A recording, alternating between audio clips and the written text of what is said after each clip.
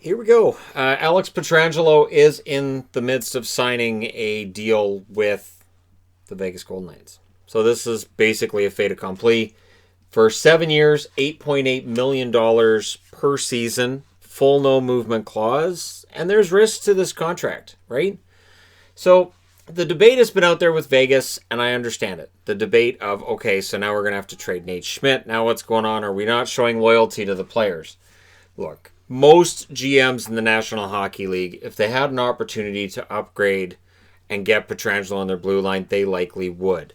We've seen upgrades in other part of the Vegas Golden Knights roster when it comes to Stone up front, when it comes to Leonard in net. And yes, I see Leonard as being an upgrade over Fleury at this stage. And there are moves that are being made by Kelly McCrimmon or George McPhee, depending on who you believe is actually pulling the strings there.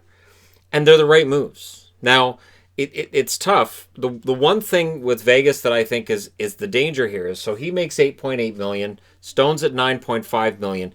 There's some danger with Vegas becoming a bit top heavy, where you'll have a lot of the bigger contracts to the point where it's harder to have a full roster underneath it. But they're not there yet. Now it's $61.6 million in total. And I understand that there's some concern about, the lack of keeping around guys like Stastny and Marchessault's names out there and Schmidt. This is part of hockey. And so really the job for Kelly McCrimmon, again, or George McPhee, their job is to put the best roster possible on the ice. And while it would be nice to be able to be everybody's best friend and best buddy and, hey, we're going to keep you guys around no matter what, the reality is, to win in this league, there are times where you need to make those tough calls. And since they're a team that's only been in existence for 3 years, they're able to do this. They're able to bring in these names, whether it's Stone last year or Pietrangelo this year, and say these are the guys we're building around going into the future. So for Vegas, this is about trying to win the Stanley Cup. Pietrangelo, 758 career games played, so he's got a lot of time left, really. 109 goals, 341 assists, 450 points. So I'm not going to say that this contract is ridiculous, because I don't think it is. Is there risk? Yes. Is it a contract that a team like Vancouver could sign? Well, no. Is it a team Vegas should be able to sign? Probably not, but they'll move somebody out, and then the conversation becomes one of, well, why are other teams helping Vegas? They're helping themselves. If I'm a GM and Nate Schmidt's, potentially coming to my team, I'm not worried about, well, gee, they're over the cap. I don't want to help them. I'm looking at my roster and saying Nate Schmidt could really help us out. So, yeah. But since I know you have cap problems, can you throw in a second-round draft pick too? So that's something that may very well happen. Now, this past season, 70 games played, 16 goals, 36 assists, 52 points.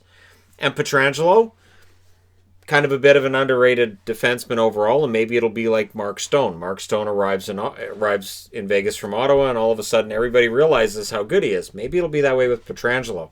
And now you can put Pietrangelo or Theodore on the ice, and you can have them half the game the way Dallas does with Klingberg and Heiskanen. You've got one or the other on the ice at all times. He played in the All-Star game in 2018 and 2020. Of course, won the Stanley Cup last year with St. Louis, so that's a cup ring they're adding, and those are important.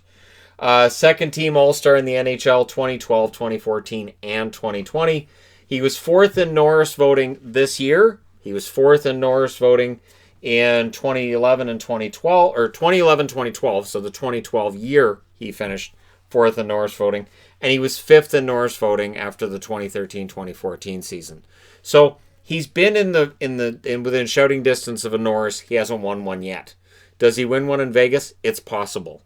Adding him to a blue line that already had Theodore, who everybody's saying is going to be a Norris winner in the future, it is intimidating. Again, what the Vegas Golden Knights are doing in adding Pietrangelo, I would argue that a lot of GMs around the league would be doing the same thing.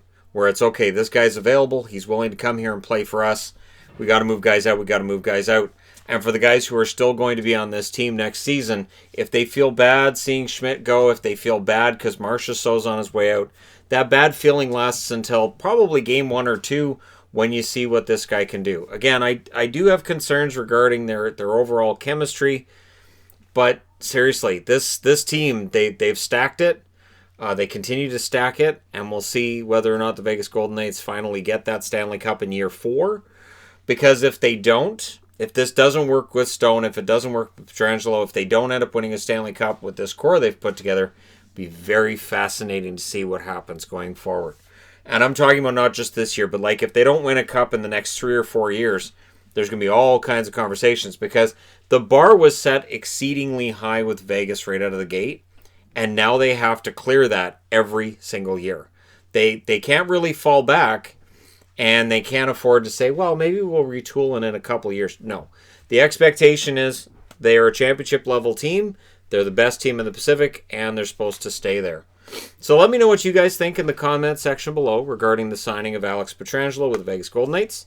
Don't forget to hit like and subscribe if you're browsing your way through. You just happened upon this video, and it's going to be quite different in Vegas next year.